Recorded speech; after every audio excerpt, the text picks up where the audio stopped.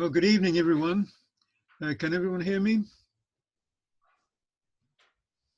Yes. I can hear you. Some can. Okay. So welcome to another of the BRLSI virtual events. Before we go ahead, a few little bits of housekeeping. When the presentation is coming, could you turn your cameras off?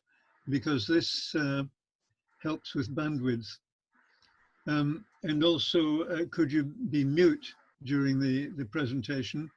There'll be a chance at the end to ask questions and have discussions and so forth. And to take part in that, either just wave your hand or use the chat facility to let Andreas know that you have a question to ask. The other thing to mention is that should there be any freezing of the screen, then just leave and log in again with the same link, and it should be okay. It's all a bit of a mystery to me. One other little bit of housekeeping. Many of you will be on the email list for the newsletter. If you're not and would like to be, then just send me an email at dcameron131@gmail.com, and I'll add you to the list. So I'd like to welcome Andreas this evening, who is very well known to you all. I don't need to recite his life history. He's chairman of the program subcommittee, and he's on the management committee, and he's a convener of business and economics, and also in philosophy. This evening, he's going to talk to us about the meaning of wisdom. So Andreas. Well, thank you very much, Don. That's thank you very much for the introduction, and it's great to see so many of you here today. Today's subject is going to be wisdom. It's loosely based on the presentation I gave with Don a few months ago, but given that this is a full lecture rather than just a sort of tidbit of information, I've expanded it, and I hope you find it useful. It will draw on lots of different philosophies, not just in the West, but also in the East. And I particularly look forward to the question and answer session, because that's what philosophy is all about, dialogue. So I'll start sharing the screen. And for those of you who are not on mute, if you could just tell me that you can see the screen when I show it. Okay, I'm now in full screen mode. Can you see that? No. No. Actually not seeing it, Andreas. Let's try that. Oh, there's a thing at the bottom that says show screen. Shall I try that? No, host disabled it. Let me have a look. No, you don't need to share it. I need to share it. So yes, can it you says see you've that? disabled it. Yes. You can see that, good. And then therefore you should be able to see this. Yep. Yes. Excellent. Yes. Good. Right. Well, today's presentation then is all about philosophia, the love of wisdom. And as I put in the sort of advertising for this, what is wisdom? You know, we all think we know what wisdom is. We all have our different interpretations of wisdom. And I thought it would be really useful to explore how different cultures and different individuals have interpreted wisdom, and then end up this presentation and offer you my own take in terms of wisdom. So to get started, I think we should start with the picture in a little bit more detail.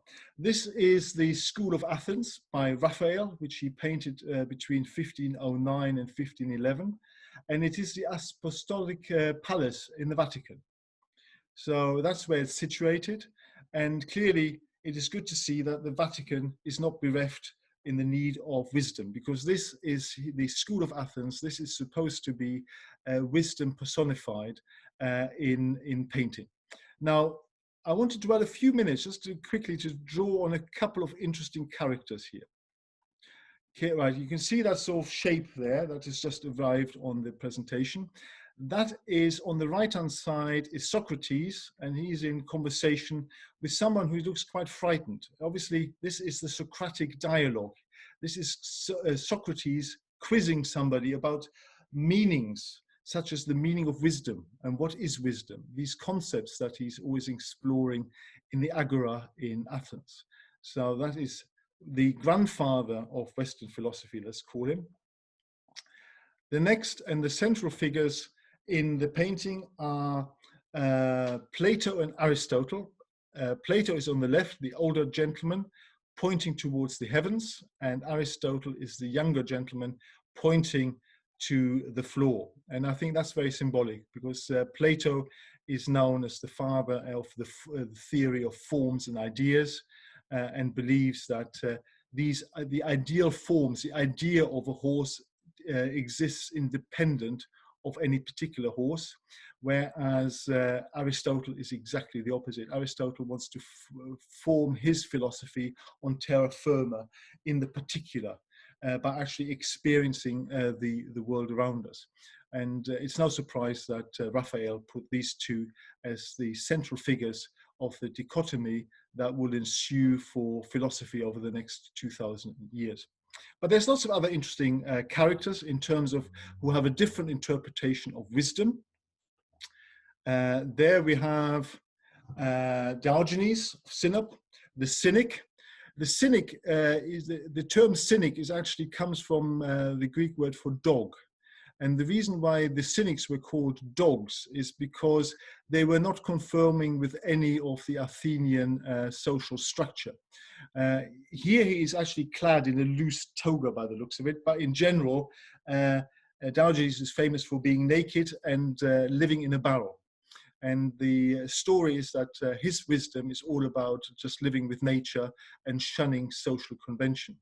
It was said that he actually met Alexander the Great, who came to visit him because he had heard about this idiosyncratic and esoteric person. And it is said that Alexander the Great said to him, "If I weren't Alexander, I would like to be Diogenes." To which Diogenes replied, "If I weren't Diogenes, I would like to be Diogenes." So this is a pauper living in a barrel addressing probably the most famous person in the known world at that point. The other thing that Alexander said to him, reputedly, is, "If there's one thing I can do for you, Diogenes, what could that be?" Diogenes replied, "Could you please step to the side? You're blocking my sunlight." And I think this is a perfect example of the cynics at that time. We then go forward to some other philosophers very briefly. Here you've got Heraclitus, and he's a very broody character, as you can see in the forefront. And he's broody because he's contemplating the constant change in life. He's the philosopher who expounded that everything is change. And I think, the sort of paraphrased edict of you cannot step into the same river twice, because you as a person stepping into the river has changed as well as the flow of water will have changed in the process of you stepping into it. So for him, all existence was around change. On the opposite side, actually a compatriot of his, here we go, that's Parmenides, who thought exactly the opposite. Change is an illusion, and everything that exists has always existed. Nothing can come from nothing. And so we have diametrically opposed views here in terms of the basis of reality. And this is, again, something that has plagued philosophy for the next 2,000 years. Moving on slightly more, a couple more, you've got, oops, where's he gone? Yeah, you got Averroes or Ibn Rushd, a Islamic philosopher who took great delight at refuting Neoplatism in the 12th century. And he's overlooking Pythagoras, the gentleman with the book, who obviously thought that everything in the world was based on mathematical truths, even to extent that each number had a meaning. So, for example, 4 is synonymous with justice because it is all squared. And then moving on to one more before you're bored with this particular painting, and that is on the right-hand side, and that is Zarathustra or Zoroaster, the founder of Zoroastrianism, about 1500 BCE. And Zoroastrianism is based on three key tenets, and that is good thoughts, good words, and good deeds as the foundation of wisdom. I hope that's been helpful. We now go into the presentation in more detail. And in order to come up with an idea of what wisdom is, you need to look at a dictionary. I've looked at 4 different versions of the definition, and they're all slightly different, but some of them are more interesting than others. So for the Cambridge Dictionary, it is the ability to use your knowledge and experience to make good decisions and judgments. Seems fair enough. The Collins Dictionary is slightly more wisdom orientated rather than knowledge orientated. Wisdom is the store of knowledge that a society or culture has collected over a long period of time. That's in addition to the Cambridge definition. The Oxford Dictionary definition is probably the most expansive and actually quite interesting because it includes other aspects as part of wisdom. The capacity of judging rightly in matters relating to life and conduct. Soundness of judgment in the choice of means and ends. Sometimes, less strictly, sound sense, especially in practical affairs. So that is the definition of the Oxford Dictionary. And then on Wikipedia, we have the definition of wisdom, sapience, or sagacity is the ability to think and act using knowledge, experience, understanding, common sense, and insight. So you can see there's lots of definitions that are available. The problem with definitions in terms of what wisdom is that actually they just expound the problem. What you actually have is you have more notions and concepts to grapple with in terms of actually understanding what wisdom really is. And therefore, you now need to know, not just in terms of wisdom, you now need to know terms like knowledge, decisions, judgment, conduct. You know, what are these? How do I need to live my life in order to be wise? So things become a lot more murky than the simple question of what is wisdom seems to suggest. So I want to go on and also explain why I believe, and I think the vast majority of philosophers would agree here, that knowledge is not synonymous with wisdom. I think there is a perception that philosophy is all about reaching rational conclusion to improve knowledge. Now, my argument today will be that that is true, and that's true, but it's only one facet of what describes wisdom. And the reason why I've used the monastery library in Prague as the image here, because that's the perception that a lot of us have about knowledge. It is something that you find information that is contained in books, in information data, in CDs, etc. And my argument today is what is wisdom extends way beyond that. So knowledge is episteme in Greek, and it's about knowledge, understanding, and acquaintance. It is about a scientific inquiry and the scientific method. So this is about moving from a problem to observations, from observations to hypotheses. You test those hypotheses, you analyze them, you predict the future or predict what will happen next time, and then review the conclusions. So those are all knowledge aspects. Knowledge also covers truth, belief, and justification. And it can be by description or by acquaintance. So most of our knowledge in our life is not really by acquaintance. We don't experience most of our knowledge ourselves. It is something that we absorb secondhand. So that would be the knowledge by description, which is very different. Knowing that Paris is the capital of France is not the same as knowing Paris. You only really know Paris when you're actually in Paris. Also by infallibilism and indivisibility. So this is indivisibility is where justification cannot be defeated by another equally valid alternative. So for example, I suppose all unmarried men are bachelors. It would be very difficult to defeat with another argument. So that is one. And then the next item here is you can have a priori and a posterior knowledge. So this is very Kantian. So a priori knowledge is something that you can know before having experienced it. So this is something that is knowable without physical experience, whereas a posterior is you need to have experienced it to have knowledge of it. And I think a priori items are things like mathematics, perhaps questionable, and items that we have built into our very makeup as human beings, and things like space, time, cause and effect, maybe some of these, and certainly Immanuel Kant would agree with us. He would actually call it a synthetic a priori.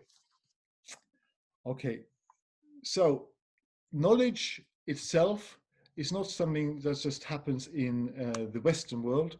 There's also very clear in Indian thought, and the pramanas are means of knowledge, which again are very much focused on how can we know what we know.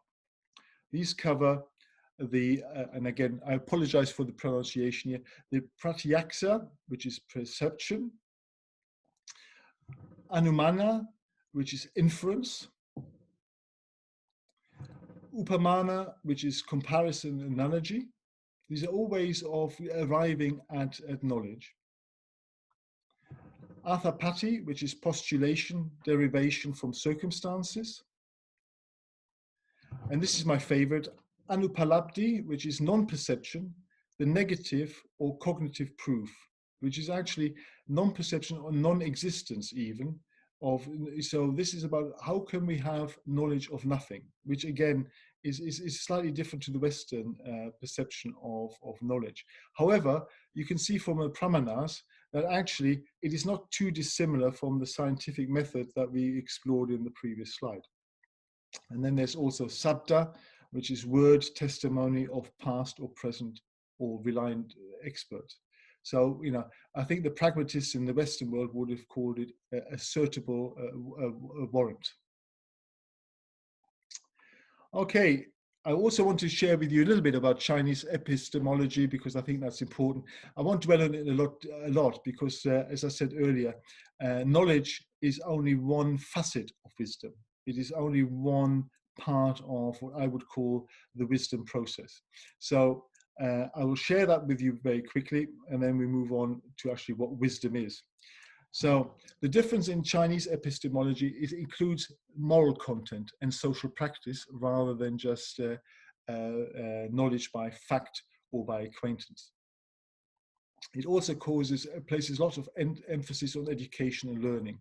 So in order to be knowledgeable, or as Confucius would call it, to become a junsi, a gentleman. So again, these were, you know, certainly not gender equal days. So there were no junsa, I assume would be the female equivalent. So no, junsi, you would have to go through rigorous training.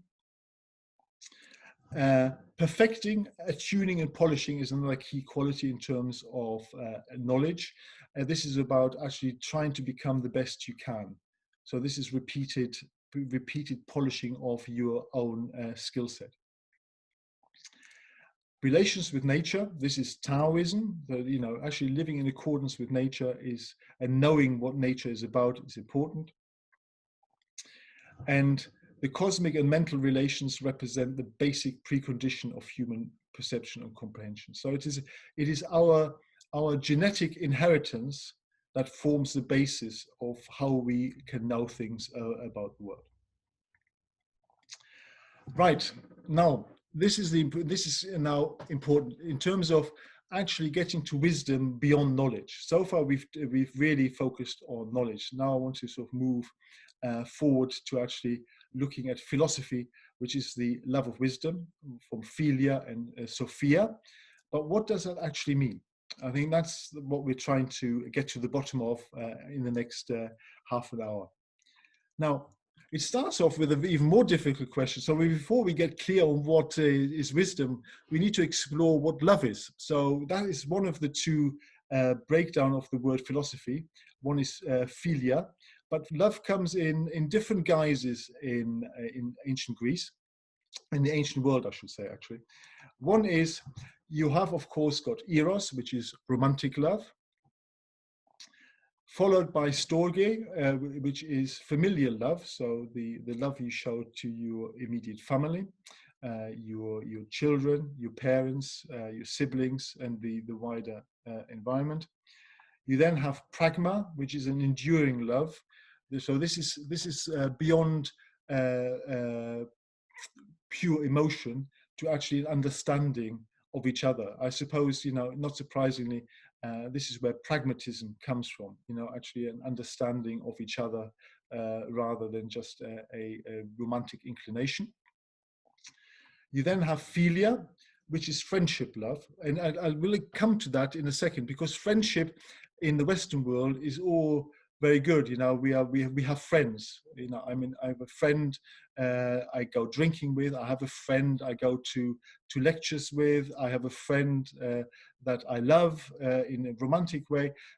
Our connotations and understanding of friendship is very different to what it was in the ancient world, and I'll talk to that in just a second. So it isn't friendship as we know it. I think that's the point I'm trying to make here. And then finally, the agape, which is selfless love. So this is actually loving or friendship for the sake of friendship and love, for no other ulterior motive. That's a very different approach, which Aristotle in particular held. But I want to go and dwell on philia, because as I mentioned a second ago, philia is all about community love or friendship. We think of friendships in a very particular way. Philia in the Aristotelian framework certainly has much more of a collective about it than an individual feeling. This is about actually being in touch with your community, whether that's your philosophical community, your business community, or anything else, and it's a genuine friendship. Now, as far as Aristotle is concerned, friendships can come in three different ways. One is what he would call a passion friendship. That is actually the positive emotions that somebody can generate in you. That is the core of that kind of relationship in terms of friendship.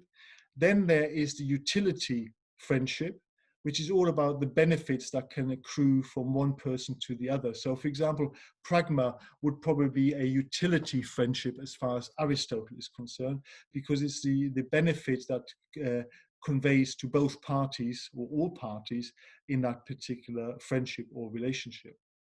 And the third, which he calls virtue friendship, is the one closest to agape and philia, which is actually a friendship for the sake of friendship. No ulterior motive. There's no expectation of acquisition here. It is pure friendship for the sake of friendship, and that's important. And when he defines that philia, and this is why it's important to understand philosophy is part of those two compound nouns. So what is meant by philia is connectedness. So philosophy, in this guise, is not some sort of armchair pursuit in some ivory tower or some academic study room. This is all about actually exchanging views, exploring reality, exploring ethics, ontology, axiology, epistemology, etc., but not by yourself, but actually in connection with other people and those around you. It is also reciprocal and mutual. It is actually based on the fact that it is characterized by feedback. So, by arguing or by discussing and having dialogues about the fundamental nature of reality, new things arise as a result of that connectivity and exchange of views. It isn't just one view against another. You know, something mutual arises by actually discussing things together. As I said already, it is for itself and in itself. Philia, has no end in its, it's an end in itself. It has no means. It is there for its own pursuit. And it is aimed at the good, which is a state of being and becoming. And before we go to Aristotle, one of the key notions of wisdom for Aristotle is a term called Eudaimonia. And Eudaimonia effectively means good-spirited. You know, in the Western world, we translate this as happiness. I think that's a wrong interpretation or translation, because to us in the Western world, happiness is something that's quite transient. Can be very short-lived. I can be happy one day, something happens, my car won't start or something else, and all of a sudden I'm no longer happy. That's not the definition of happiness that the ancients had in mind. For them, eudaimonia was much more broad-ranging. It was about being good-spirited and leading an active and flourishing life. Now, again, we could say, well, that's just an empty concept here. What does that mean? I think in the ancient world, that consisted of three terms, which are at the bottom of the slide. One is arete, one is agape, and one is krate. And arete is the pursuit of excellence. So the virtue of excellence. And excellence is something that you need to, is practiced. It's not something that you are given. You need to continue to practice and become an expert at what you do by training, by polishing your skills, etc. It's a lifelong pursuit. It's not something you do for a short period of time and then cease. It's an ongoing endeavor throughout your life. Agape, we talked about, and that is selfless love. So this is the important ethical element of wisdom in terms of philia, which is actually, this isn't centered on you. This is centered on the whole biosphere in which you operate, and the sort of wisdom you bring to that entire environment. The final one is krate, which is all well and good. It's good to be excellent at something. It's all having the skills. It's also good to be selfless and compassionate and kind to others. But unless you have krate, which is moral strength, to actually translate this into action, you will never become a wise person. So wisdom in that description isn't just something that is locked away in your head as a capacity and a capability, but actually something that needs to be enacted in life. So, knowledge in a book would not be described as wisdom, as exercised philosophically. So that is a brief sketch of the philo or the philia in philosophy, and an sort of explanation of different types of love and why they are different, and why philia has the connotation it has in the ancient world. Okay, so the other thing is we've also got the other aspect, which is Sophia. And Sophia in the ancient world is seen as skill, intelligence, and wisdom. And wisdom, as I described it a second ago, in terms of having the moral fortitude to enact your skill, your arete, and your potential, as well as doing it in a way that is other focused and enriches not just you, but actually the environment around you. That requires praxis. So exercise, it needs to be exercised, it needs experience. You need to be able to reintegrate those individual experiences, the context of those experiences, back into your overall concepts, and learn from them to be able to enact them better next time. It is based on knowledge and understanding. Again, the ancients made a big difference differentiated between knowledge and understanding. Effectively, knowledge is just an understanding of facts and figures, but you need to be able to apply them in the right context for you to gain true understanding.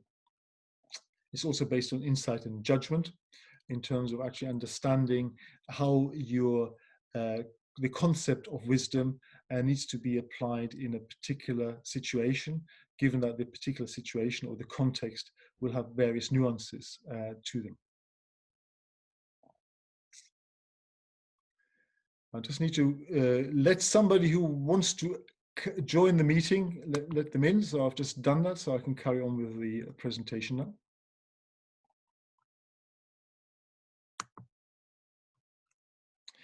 Right. As I mentioned before, the Sophia is also to do with value and virtue. So wisdom in the ancient world, and to some extent, this should apply to the modern world, is also laden with values and with virtues, of which arete, excellence, is just one. Okay. I just want to now go on to covering very quickly a couple of key players in the ancient world around wisdom. The first one is Socrates, and as I said, the grandfather of Western philosophy. And it's going to be, Socrates was perceived to be the wisest man in Athens. And now he didn't believe that, because all he ever did was actually go through the agora and talk to his unwitting victims in the agora and question them in terms of what wisdom is, and expecting them to come up with examples. Now, not actually, they came up with examples, but what he really wanted is a concept of wisdom. And the more he asked them, the more confused they got, and the more they contradicted each other. And as a result of that, walked away disgruntled. And Socrates was not an easy person to live with in Athens, because that's all he did. He actually never wrote anything down himself. He just used his dialectic method to really question people's beliefs. And that rubbed off a lot of the nobility and landowners in Athens to such an extent they actually put him on trial for introducing new gods and perverting the young. That trial was held in 399 BCE, and he was put to death. He had to drink the cup of hemlock. And he would have had a chance to escape, actually, but he didn't want to escape because that wouldn't be true to his philosophy. He had lived off the benefits in Athens, and therefore had to comply with the laws of the land. But he was told he's the wisest man of Athens, and he didn't believe it. He went to the temple oracle at Delphi and saw the priestess there, Pythia, and asked the question, who is the wisest man in Athens? And she returned and says, Socrates is the wisest of all in Athens, because he's the person, because only he knows that he doesn't think he knows what he doesn't know. So that is translated in most philosophy textbooks into, there's only one thing I know, and that is that I know nothing. That in itself, for Socrates, was the height of wisdom. The height of wisdom was to know the limit of your own knowledge, and the fact that it's important throughout life to continue exploring the same notions, even if they're very familiar to us. You need to constantly stretch and question social conventions, ideas of concepts such as the meaning of wisdom, and discuss them to actually come to meaningful conclusions. And he famously said, the unexamined life is not worth living. And he lived by the sort of inscription at the Oracle of Delphi, know thyself. That was his biggest importance in life. Know yourself, don't know everything there is to know out there in the world. Know yourself first, and then move on from that and keep on questioning perceived wisdoms. So find out yourself. That was Socrates. Aristotle, we've already explored to some extent, but I think it's really important to re-emphasize again. Aristotle coined the phrase of eudaimonia, a flourishing life, exemplified by arete, as we talked about, excellence. Now, arete can also be translated as virtue rather than excellence. But it is really about optimizing your own potential. Yeah, whatever potential you are given by the gods, or in modern terms by genetics, the scaffold you are born into, so to speak, is you need to make the most of the gifts that you've been given. And that is wisdom in itself for Aristotle. Now, there's only goodness that really has a good in itself. So there's no means to goodness. Goodness is a concept that is good in its very description. For other virtues, Aristotle thinks that we need to follow the golden mean. So, it is no point being too courageous, because that would be reckless. It is not good enough to be too timid, because that would be a lack of courage.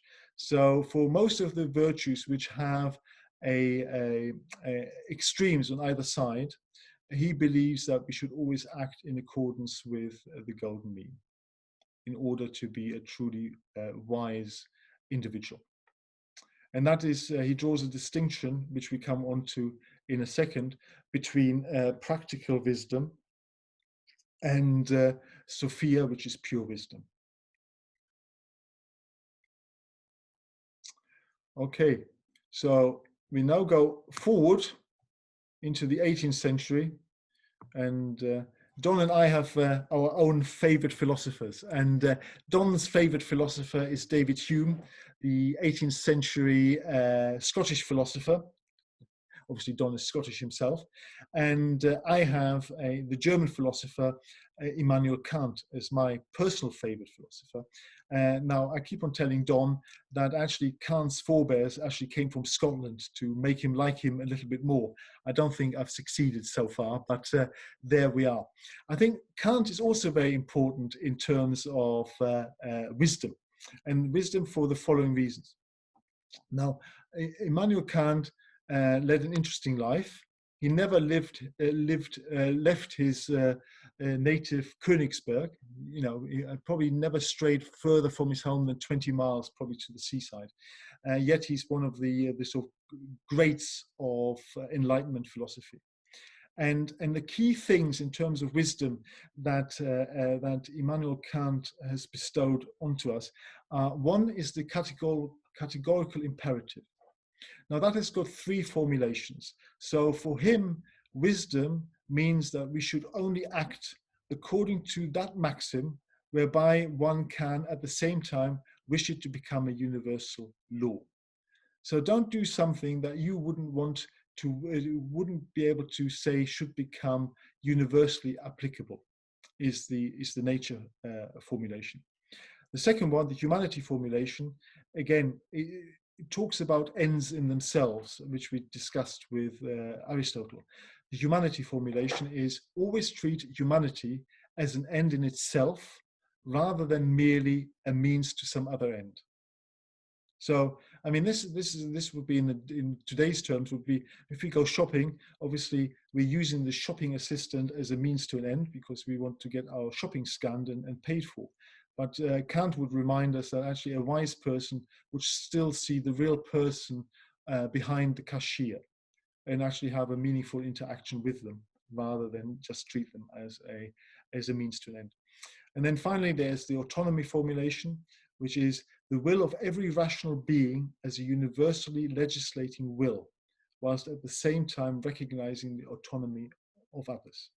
And I think that's important on the basis of we are, in order to be human, in order to be wise, we need to be autonomous. We need to be able to lead our own lives in such a way that doesn't compromise the life of others. That leads us to two other notions of Kant's. One is the concept of a good will. So, like Aristotle and the ancients before him, what Kant does, he questions whether there's anything, a thing in itself, or whether everything in the world is just phenomenal, that is contingent on how we perceive the world. And the only thing that Kant believes is the only thing in itself, or the noumenon, is a goodwill. It's a bit like Aristotle, where things like a goodwill would probably be outside the concept of a golden mean, always veer towards the middle, because there is no alternative to goodwill. You can never have too much goodwill. And that leads Kant to go, and his famous slogan, which is similar to the Socratic idea of know thyself, and that is sapere aude, which is translated as dare to know, but more accurately translated as dare to be wise, and even more accurately translated in dare to think for yourself. And that's Kant's definition of wisdom. Okay, I think that's enough of the Western world. I want to sort of share with you a little bit of the Eastern world. We've got the Bhagavat Gita, which is the famous Hindu epic, part of the Mahabharata, which is about a battle between two families, the Pandavas and the Kauravas. And it is about displaying wisdom in the face of adversity in terms of a battle. And it's a metaphor for the human struggle and the process of attaining wisdom. And the way to do that is through yoga. And again, yoga is very different to the sort of physical yoga that is being practiced in the West. The yoga has three elements. One is the yoga of action. So that is very important, and we've talked about that in terms of karate, in terms of moral fortitude to actually take action. The yoga of knowledge in jhana, which is actually making sure that we have considered the various options, we've made judgments on how to proceed. And then the yoga of devotion, which is bhakti, which is actually following through on your commitments, following through on your deeds and your behaviors. And then most people will be familiar with Buddhism and the Eightfold Path. Again, this is broken down into three different sections. It starts really with wisdom, which is all about developing the right view, the right approach and attitude to life, to have the right resolve to live by that approach and attitude. And then you have got various moral virtues in terms of the right speech, leading to the right actions. That's, it goes back to Zarathustra at the very beginning of this presentation, of good thoughts, good words, and good deeds. So again, Buddhism is very much aligned to that. It then goes on to right livelihood. So, for example, you shouldn't be part in any industry that harms. So, in modern terms, that would be anything like abattoirs, butchers, it would be the arms industry, that kind of thing. The right effort. So again, that is much more aligned with Aristotle and excellence of practice and excellence in developing that. And then the element of meditation, which is samadhi, which is actually the right mindfulness and the right concentration, by really being contemplating the situation before you, rather than just relying on abstract concepts to lead your life. And these are seen as the elements of wisdom. We've also got some other Eastern ones. So we've got Confucianism and Taoism. With the most famous book by Confucius is probably the Analects, which is the selective sayings, and he defines wisdom as Ren, which is benevolence, kindness, and sincerity; Li, which is propriety, rights, and etiquette; Yi, which is righteousness and justice, Z, knowledge, which is polishing your knowledge, your excellence, cultivate your education, and Jin, which is integrity. Now, these are the 5 constants in Confucian philosophy in terms of wisdom. There are also some virtues. So the virtues of Zhong, which is loyalty, Zhao, piety, Ji, contingency, and Yi again features twice. It features as one of the constant 5, but also as a core virtue in terms of justice. Now, this was all created during the Warring States period in China, and clearly that's why it was important to create order out of chaos. And as far as Confucius was concerned, this was the one way of becoming a wise person, or a junzi, in order to actually become wise and act not just knowledge, but all the other constants and virtues that go with it, to form a social, coherent, and amicable structure within China. The other philosophy, which is at the same time roughly as Confucianism, is Taoism, and the famous title there is the Tao Te Ching, which is translated as the way and its power and virtue. Now, they have a diametrically opposed view to social order and constructs.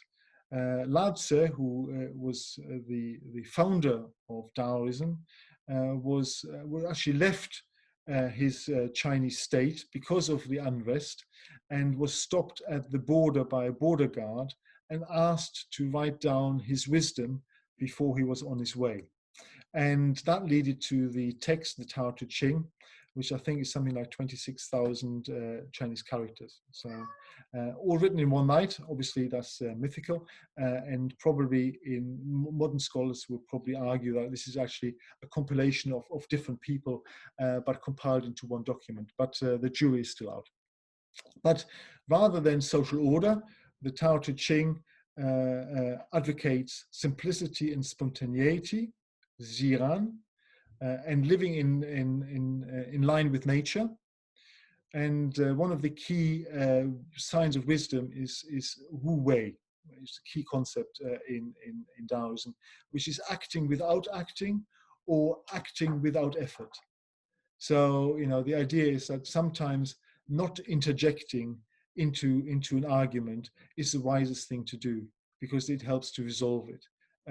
Whereas at other times, depending on the situation, on the context, it is important to take action, but in a way that is not confrontational, and it flows freely from the individual.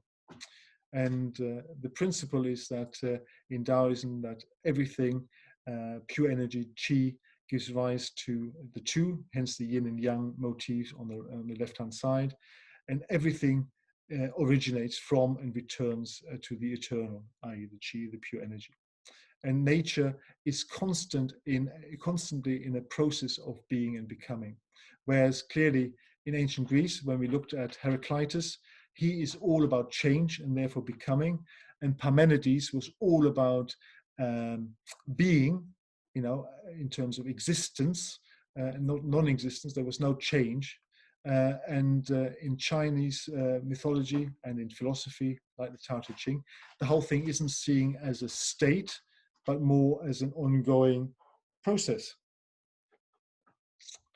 Therefore, society and culture are seen as corrupting in Taoism, whereas they are seen as educating in Confucianism. Maoism, I'm going to talk about very, very quickly, because I think time is moving on. This is another philosophy at the same time, and it is about Zhan, where Mozi, the founder in the 5th century BCE, in Maoism, the wisest thing you can do in life is show inclusive and impartial care or love for everyone and the world as a whole. So this is very similar to some extent to agape, which we learned earlier, which is selfless love. It's the love of everything around you, and not seeing yourself as separate from the world you live in, but actually part of the world and therefore focusing on the behaviors as an individual that you have that come from within you, rather than complying with social traditions. And therefore, as far as Mohism is concerned, a lack of wisdom is because of differences in cultures that have arisen over decades and over centuries and millennia, rather than our fundamental nature. And importantly, society is seen as an organism rather than just an unfolding machine. And the best government, the wisest government in Mohism is a meritocracy, rather than a democracy or autocracy. Right. And I think we've covered those, so I can't go on to the next one. So these are now the sort of final couple of slides. So bear with me. Please stick with me. And one is Phronesis. Phronesis is again is a concept, but it's something that is broader than just a concept. It's actually something that is grounded in action, and it's best summarized by doing the right thing at the right time, in the right place, and for the right reasons. And that is the practical wisdom. This is actually being aware of your surroundings, being aware of the situation, and actually doing the right thing. And it is absolutely associated with practice and action. It is not something theoretical. This is something, wisdom only arises when you've actually acted in the world, rather than thinking about the world. Thinking about the world is important, but it's not sufficient to be wise. And that's why Phronesis is distinct from episteme, knowledge, and arete, excellence. It is actually a whole way of acting in the world. It requires judgment and excellence, and character and habit forming. So it is something in addition to a good spirit, a good life, and excellence. It also involves praxis, which is context and action, but also poiesis, the ability of being creative, changing something, developing something, progressing something. And it is that facilitates eudaimonia, which we covered earlier, which is a good and flourishing life. Good. On the other side, so we've got practical wisdom. We now go and explore Sophia, pure wisdom, again. And that is around actually the ability to form concepts through rational inquiry, but obviously by using context. So my favorite saying as far as wisdom and context and concept is concerned is that concepts without context are empty. Contexts without concepts are blind. And I think this is why Sophia and Phronesis are both very important aspects of wisdom. The intellectual virtues of intuitive understanding of reality and episteme are very important in Sophia, because we need to be able to form concepts from particular situations or contexts. The emphasis is always on the logos, it's the reasoning, the ongoing inquiry, and it's an exploration through reason of fundamental questions, such as today, which is, I think we covered two actually, the meaning of love and the meaning of wisdom. So again, that is fine to do that theoretically, but in order to really understand it, you need to actually practice it. Okay, so these axioms are able to be taught and learned, and it originates and explores and presents a worldview. That's what wisdom is trying to do, but it is always open to challenge. And then finally, I just want to share with you my sort of flow, I suppose, of a process which includes knowledge and then leads to wisdom. And it is an ongoing process that unfolds time and time again and enriches. It's not something that's repeated. I don't think it's a repeating thing. It's something new that emerges every time you go through this particular process. So initially, we just have data, raw sense information, figures, letters, variables, which we need to interpret and understand in terms of patterns analysis and structure, which gives us information. That leads to knowledge about facts, as we discussed, descriptions, and also acquaintance with things, as well as the development of skills, which in turn leads to understanding. But understanding, as we talked about earlier, is different, or is a stage on from knowledge, which is about making connections, correlations, understanding, and making generalizations, but understanding the facts and figures that have been given to us, actually making sense of them.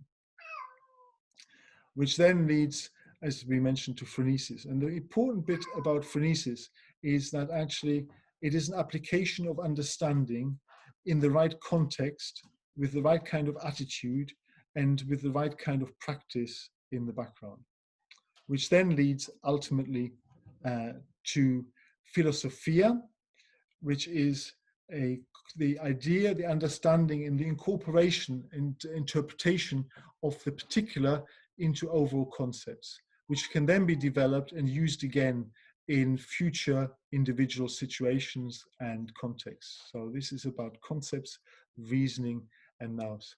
And then finally, I suppose all of this isn't just a rational pursuit, but it comes from and it comes with the kind of attitude we bring to life, the approach we follow in life, and how we apply actions in our life.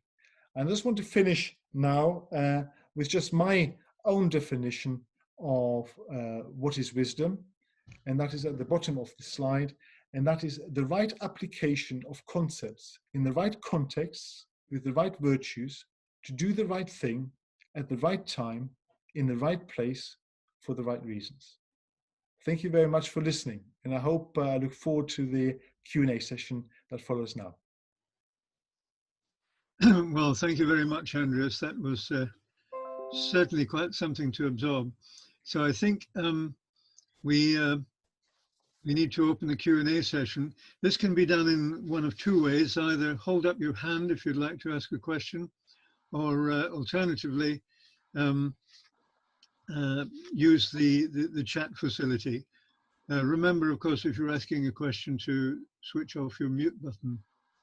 I think it's probably best if Andreas looks after this, because he's got control of the chat facility, Yeah. and he has to balance the two.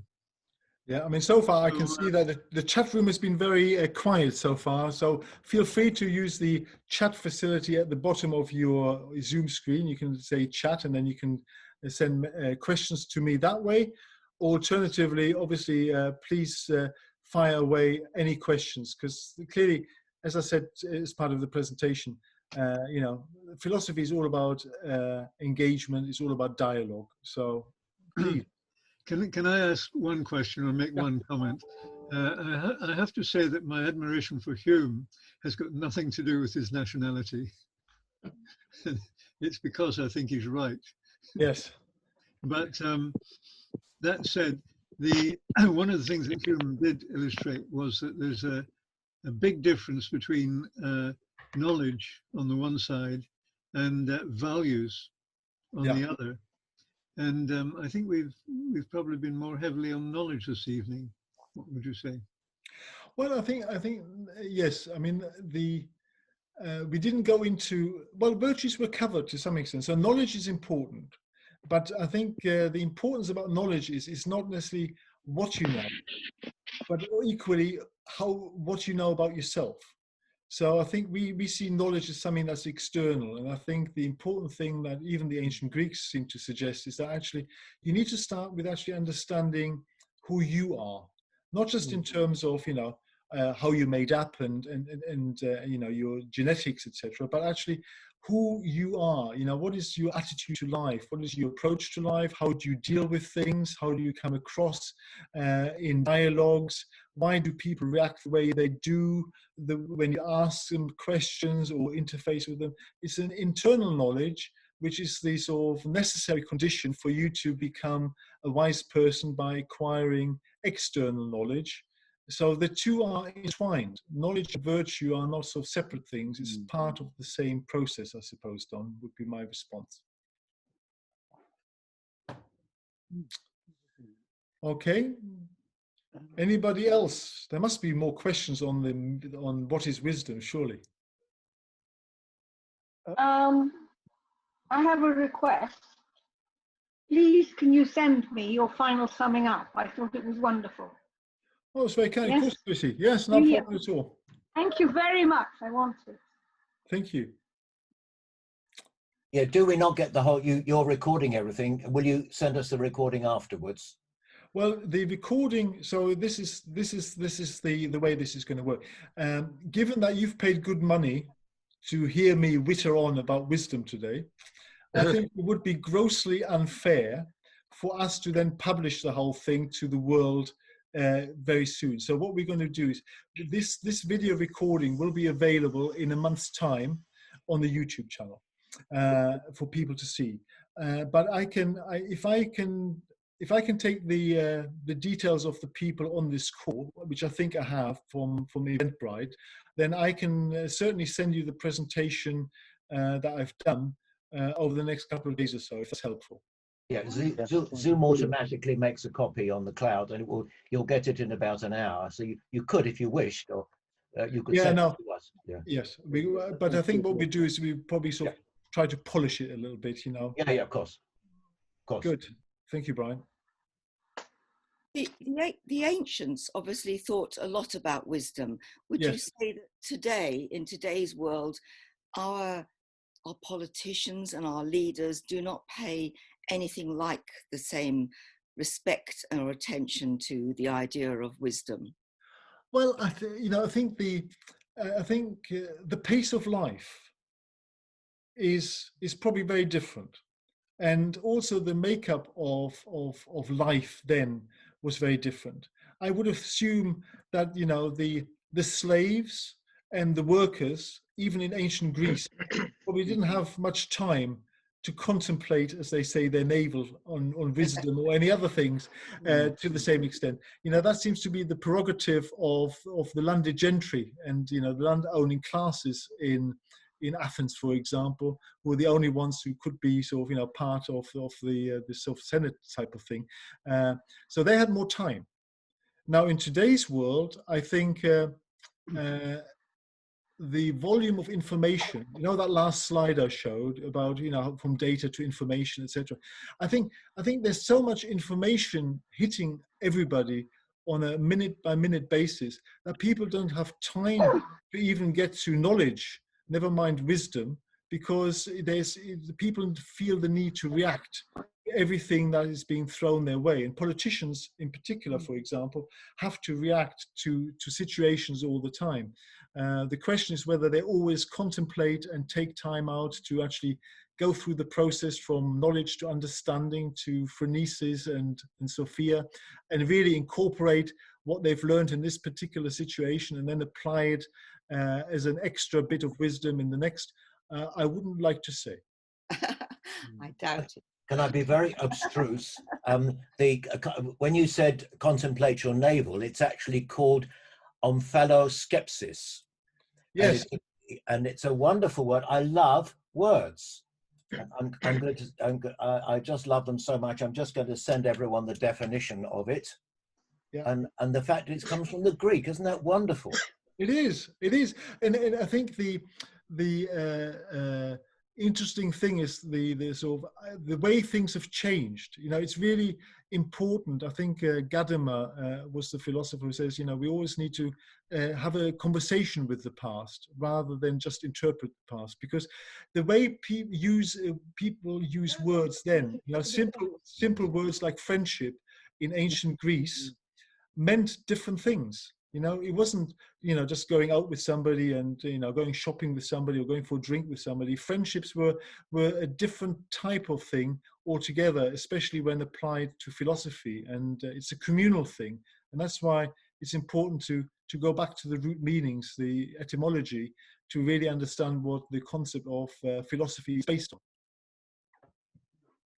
Stuart. Hey, Andreas. Am I muted? No, that's good. I was struck that the ancients in Greece, they referred to wisdom almost as if it was a personal characteristic. So Yeah. Socrates was a wise person or not, and the Eastern tradition seemed to be more of a journey. Yeah. Your definition at the end also seemed to be something that could be applied to a behavior or an action. So someone could be wise one day and not the next. Is that how you see it? No, I don't. That would be misfortune if that's how it's interpreted. I actually see wisdom as a continuous and ongoing process. You know, I don't see wisdom as a state. Nobody is just wise and that's it. I think the idea is that, you know, it is the process on the last slide that I've demonstrated. It is actually a communal thing. You know, you can't be wise by yourself because certain things, certain aspects of wisdom require you to think about and act with other people, or even act for other people. You can't be wise in isolation. That's why the library in the Prague monastery is not wisdom. It's a collection of information. That's not wisdom itself. That's probably knowledge, but it doesn't signify wisdom. So for me, it is something that is an ongoing communal shared process rather than an individual state that you want to attain. Okay, thank you. Mike. Thank you, Andreas. I found that really actually much more illuminating than your original talk because it just went into the detail. And as always, the really interesting stuff is in the detail. Yeah. And the one thing that struck me out of the whole thing was this concept of love of wisdom is actually friendship of wisdom. You know, and I think that sort of puts it in a sort of different context altogether. It's not some passion for wisdom. It is being friendly with wisdom and being friendly, as you say, with the wise. Yeah. And I think that's an interesting sort of angle. The other thing I just make one side comment. I rather was worried by Geraldine's comment. I do find that sort of assumption that somehow people were better and wiser in the past and not today, sort of deprecating the present day. I find that rather worrying, and I think there honestly is no evidence for that. No, I didn't mean that at all. I didn't mean that. I just meant, was there more attention paid to being wise or acquiring wisdom than we give it any thought these days? You know, it's not a word that comes up very often in everyday chatter, or let alone on the media. So, you know, have we rather forgotten to aspire, if you like, to No, there are a lot of people thinking very seriously about science, about justice, about society. Wisdom, is it? It is, of course, it's wisdom. If that's not wisdom, what is wisdom? Well, that's knowledge. No, it isn't. It's more than that, because they're not just thinking about the knowledge; they're thinking about how it applies. And I don't think there's any evidence at all. I mean, it is pointless really to continue the discussion, but I just don't think there's any evidence for the assumption you're making. I mean, one of the things that's interesting is we're coming back to sort of, to some extent, the binary oppositions. You know, you've got in the populist culture that we seem to be living in, you know, you've got to have a definition of wisdom. Could be the wisdom of the crowds, the wisdom or the tyranny of the crowds. You know, so I think it depends on how wisdom is being, you know, what true wisdom is, that hopefully we've explored today. You wouldn't just be veering on one side. You would actually be quite skeptical. You would actually try to consider all views before actually coming to a sound judgment in a particular situation. You would then incorporate that in terms of how you would look at concepts going forward. And I think, is that happening to a great extent now? Probably not, from the answer I gave previously, just because of the information overload we have. But in certain fields, Mike is right. I mean, you know, this is the exploration of science carries on, you know, and we wouldn't be where we are today with the progress that humanity have made from a technical, technological, and scientific perspective. So clearly, lots of people are considering things like climate change, world poverty, slavery, torture, and all those kind of things. I think there's lots of things going on. But the time to really consider these things and drive real change is somewhat diminished in a sort of high technology world where we are constantly reacting to events that hit us at a rate of knots not known in previous, well, certainly not in the ancient world. Good. So that argument hopefully is diffused. Next question, please. Trevor, you had a question. Yes. Thank you, Andreas. Thanks very much. That was very informative. But I feel the same right now as I always feel at the end of these presentations. And when I read things about philosophy, I hear all these different approaches. And I start to think, are they very different? Where do they overlap? Can you reach a conclusion? And I'm looking at this from a scientific point of view. I'm sorry, but I'm looking at it from a scientific point of view. Because in science, when there's a new situation, people have different theories of how that can happen. And invariably, in many cases, and there are many examples where they come together and join those theories and learn from each other and come out with a combined theory, which goes a long way to explaining something that's happening. Now, if I was looking for a philosophy of life, which incidentally I'm not, but if I were looking for a philosophy of life, how would I combine all these different things that I've been told together? Are there any attempts to bring these together to show the overlaps, to show the differences, etc.? I mean, I'm not trying to imply that it's confusing, but it's in that direction because there seems to be so many different approaches. Sorry, was that a question or a statement? Sorry. Well, I think that was a lengthy statement, Trevor. I mean, but I'm happily. What would you like me to respond to? Maybe that's a sort of good question. Is there an attempt to bring these all together? I guess that's what I'm looking for. Well, I think people, in the presentation, hopefully it's clear that people have been thinking about this concept for millennia. So my suggestion is on the last couple of slides is probably not necessarily innovative. It's try to bring this together, and I think the key aspects I try to pick out from the West and from the East really is saying is that one, wisdom is something that you do as part of a communal enterprise. It is not something that is just abstract. So I don't subscribe to Plato that the perfect notion of wisdom is floating somewhere independent of reality. I think it is something that emerges from us thinking about things collectively, discussing things, and from which new things emerge rather than are given to us. I think that's one thing. I think the other aspect of wisdom is it isn't just about knowledge. Knowledge is a necessary condition of wisdom, but actually it's how you approach a specific situation, how you deal with that, how you approach it, and what your attitude is towards that. How open you are to actually driving not just what you want to happen, but actually let something happen from the interaction you're involved with.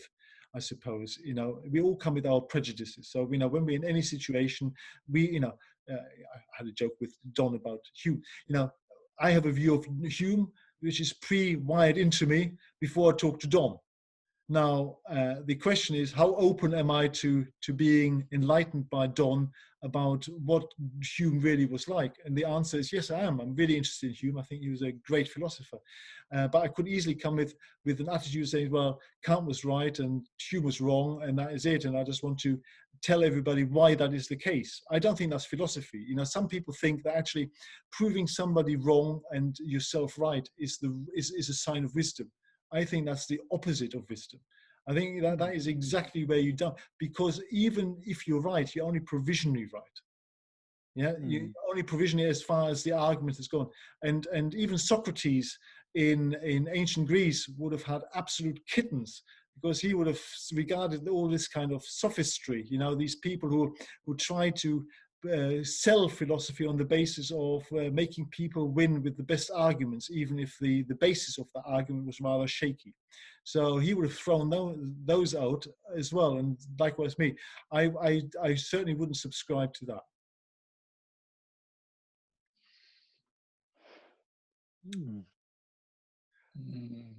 I've got Janet White, but it's Jeremy. Yeah, would you say that knowledge is a necessary condition for wisdom, but it's not a sufficient condition for wisdom? Yeah, I think knowledge in the broader sense is. Yeah. So I think knowledge, and that's why I sort of put it in as part of the process. Yeah. Because, you know, if you don't acquire any knowledge in any context, then really any concept you have of life is completely empty. Yes. Right. Yeah, absolutely. Yeah. But likewise, if you go through life and you're just reacting to things without any concepts, you're just wandering through life completely blindly. Yes. Yes, because you don't have anything to base your decisions on. You don't have any sort of structure, no scaffold on which you can sort of at least concepts, ideas, or anything like that, have you? Yeah. So I think that's the way the world is.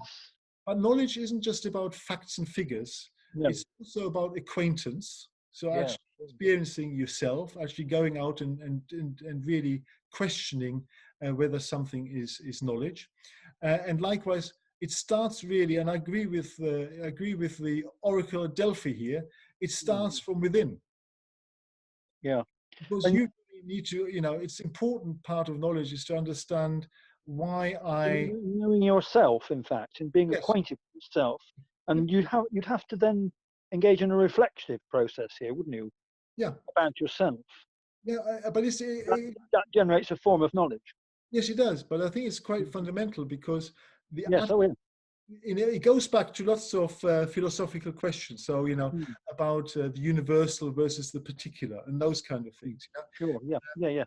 If you believe there is an ultimate wisdom out there, right, and you think you've got it, your attitude in life and your approach to life will be hardened. It will be so hard because all you want to do is to corroborate that you have wisdom, right? That's all you're interested in because you think it's absolute.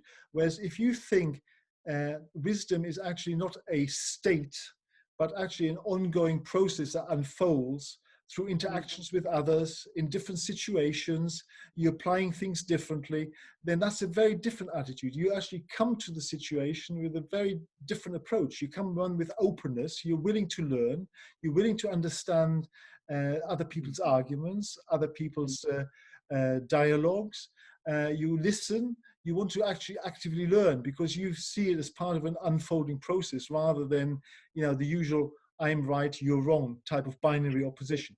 Yeah.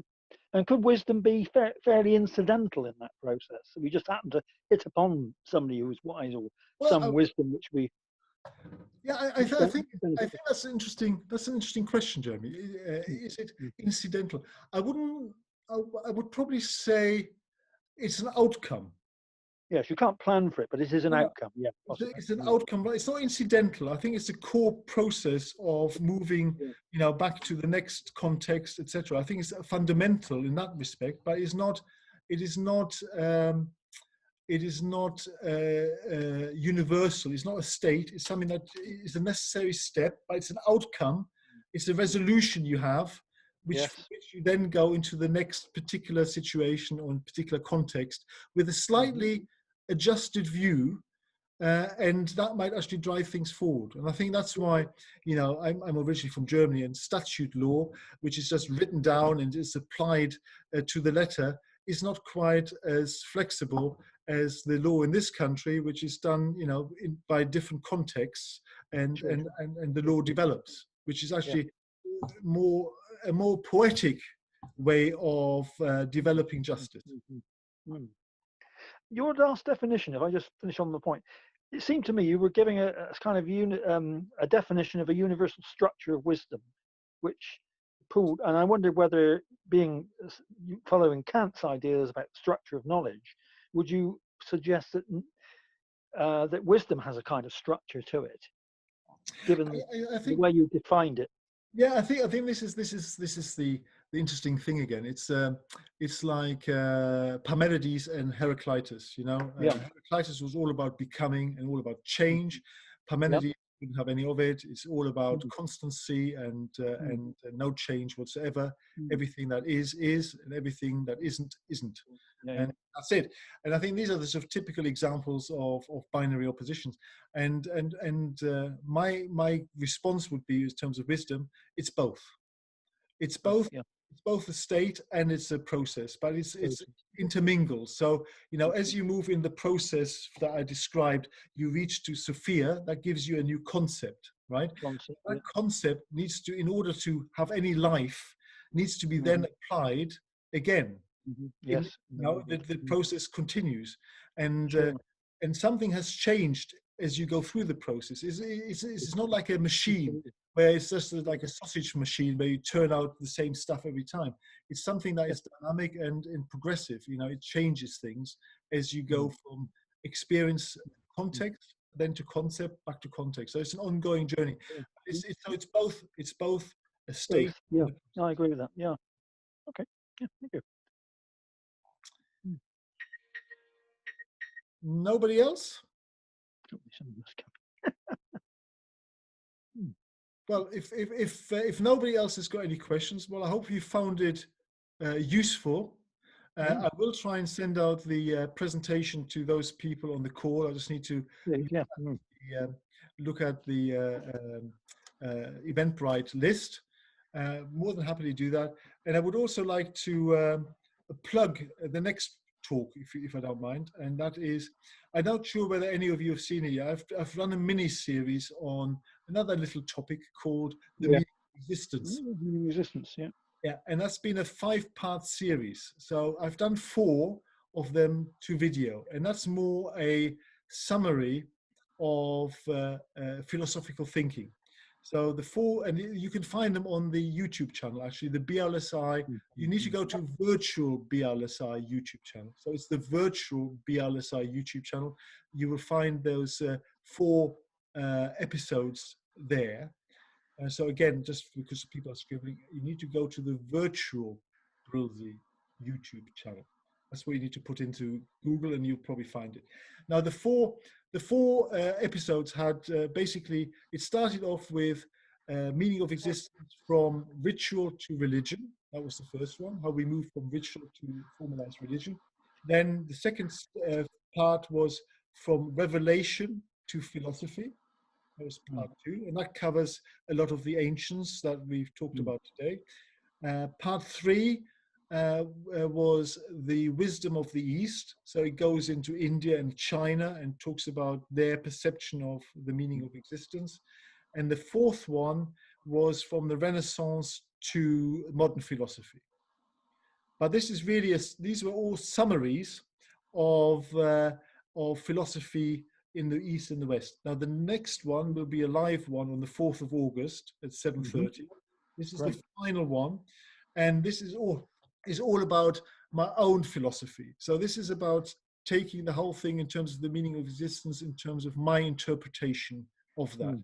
And that starts with the first third of that is all about why most of existing philosophy has only got the partial answer at best, or the wrong answer at worst, the very question of the meaning of existence.